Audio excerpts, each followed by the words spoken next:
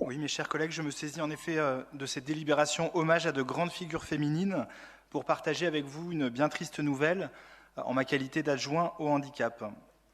Samedi dernier, Judith Heumann, militante américaine des droits des personnes handicapées, nous a quittés à 75 ans. Et c'est une immense figure du mouvement des droits civils qui disparaît. Elle laisse derrière elle un héritage monumental en matière d'égalité des droits, en matière d'engagement militant et puis d'une manière plus générale en matière d'humanisme. J'ai conscience que Judith Heumann n'est pas forcément très connue en France et en tout cas pas du grand public. Les médias français ne se sont d'ailleurs pas fait écho outre mesure de sa disparition. C'est regrettable car elle est reconnue comme une égérie internationale par la communauté des personnes handicapées et même comme la mère des droits civils pour certains. En France, récemment, le documentaire Crip Camp, traduit en français comme La Révolution des éclopés, a tout de même contribué à populariser son parcours. Et je voulais lui rendre aujourd'hui un hommage appuyé en partageant simplement avec vous quelques épisodes significatifs de sa vie. Judith Heumann restera surtout célèbre pour avoir organisé un sit-in dans les bureaux du ministère de la Santé et de l'Éducation à San Francisco en 1977. Elle mobilisera près de 150 personnes handicapées pendant 28 jours sur une occupation jour et nuit du ministère dans des conditions extrêmement éprouvantes. Ce sit-in, le plus long de l'histoire des États-Unis dans un établissement fédéral, s'inscrivait en réponse au refus du secrétaire à la santé et à l'éducation de l'époque de signer les règlements d'application des droits civils des personnes handicapées, parce que leur mise en œuvre aurait coûté trop cher à la société. Et elle conduira cette lutte jusqu'à la victoire et posera ainsi les jalons de la grande loi sur le handicap qui sera adoptée aux États-Unis en 1990. Judith Heumann s'était fait connaître avant cela par son procès à l'encontre du Bureau de l'éducation de New York, qui lui refusait alors son permis d'enseigner, estimant qu'elle n'était pas en mesure d'évacuer ou de faire évacuer l'établissement en cas d'incendie. Elle remportera là aussi cette manche et fondera en 1970 avec des amis handicapés en action, pour que les personnes concernées s'auto-organisent pour conquérir de nouveaux droits.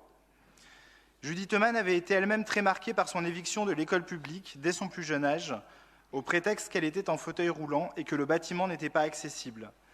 Elle poursuivra d'ailleurs cette lutte jusqu'à son accès à l'université en exigeant, par exemple, le déploiement de rampes pour les salles de classe des étudiants.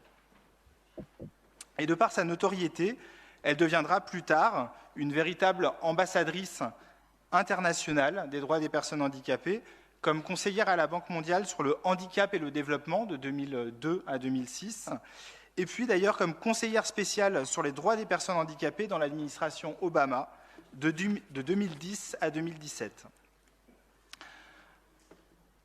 Au-delà du parcours exceptionnel de cette dame exceptionnelle, nous avons sans doute à nous inspirer de son combat et je dirais d'une certaine manière de son œuvre.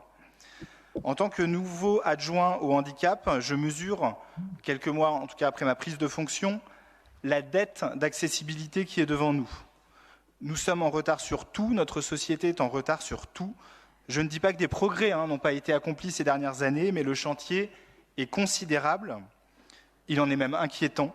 Les injustices sont encore criantes et les discriminations beaucoup trop nombreuses. En France, il faut se le dire, l'égalité des droits n'est pas respectée, la loi de 2005 n'est pas respectée. L'égalité des droits nécessite des moyens budgétaires colossaux pour garantir à tout à chacun une vie autonome. Ce n'est donc pas dans une société qui hurle sans cesse à la dépense publique que nous réussirons ce pari. Je retiens aussi de l'engagement de Judith Heumann, sa ferveur militante, sa détermination, sa justesse dans l'action médiatique orchestrée. Elle témoigne, s'il le fallait, que la désobéissance civile n'est pas toujours un gros mot et que, n'en déplaise à certains, elle est aussi une manière de remuer le politique et de faire bouger les lignes d'une société. Enfin, Judith Heumann me paraît aussi avant-gardiste sur la méthode.